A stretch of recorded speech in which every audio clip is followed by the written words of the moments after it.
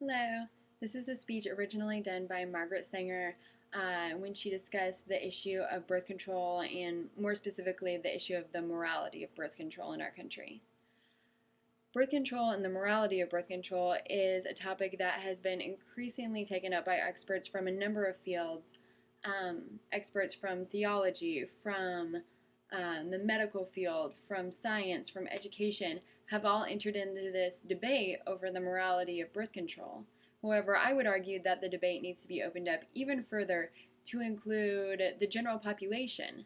This is an issue that affects everybody, no matter who they are. So I think that it's vital that we include everybody to enter into this current discussion going on. At the very bottom of this issue is the correlation between morality and human conduct. Throughout history, if morality has been defined in the same way, if you're acting in a responsible manner for the betterment of your society or yourself as an individual, that is considered moral conduct. However, if you're acting in a way that's irresponsible, then that would be termed immoral conduct.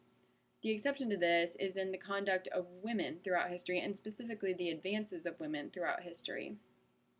For example, when women desired to enter into the universities and receive higher education, they were told that this would be immoral because it would cause them to ignore their domestic pursuits and step outside of the household.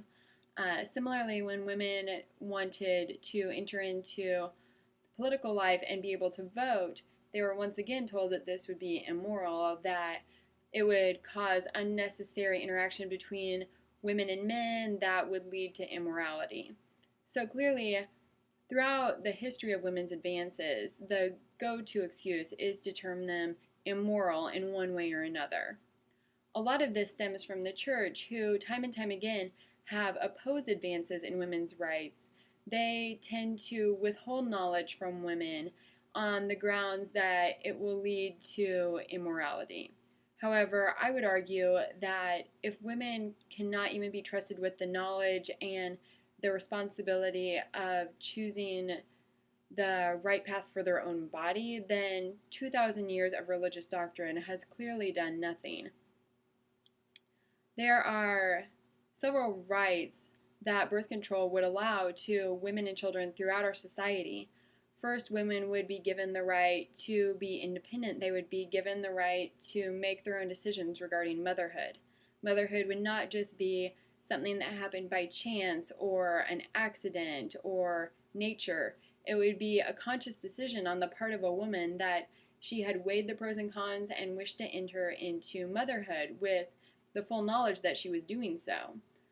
Similarly, for children, children should have the right to enter into this world in a loving environment, in an environment where they are wanted, in a healthy environment where they can grow and prosper. By disseminating the information about birth control, more women will be able to practice family planning, and more children will have that right of entering into the world in a happy environment. In almost every other civilized society around the world, motherhood is a choice that women can choose.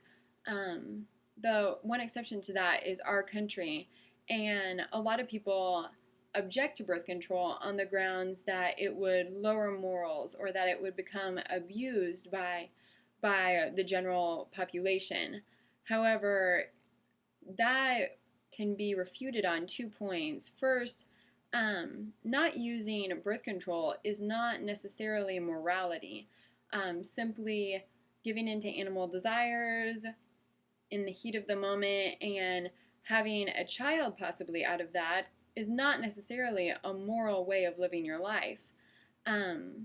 Similarly, population control is not a new idea. It's something that's been practiced throughout the span of history, whether it's by nature through war or famine or disease, or the population control practiced by primitive man, which basically amounted to abortion or abandonment of your children.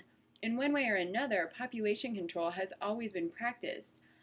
With the dissemination of information about birth control, we are simply allowing women to practice population control in a more humane manner. We are stopping the conception at the point of conception rather than waiting through the full span of pregnancy and then practicing population control. By beginning it at the very beginning, we are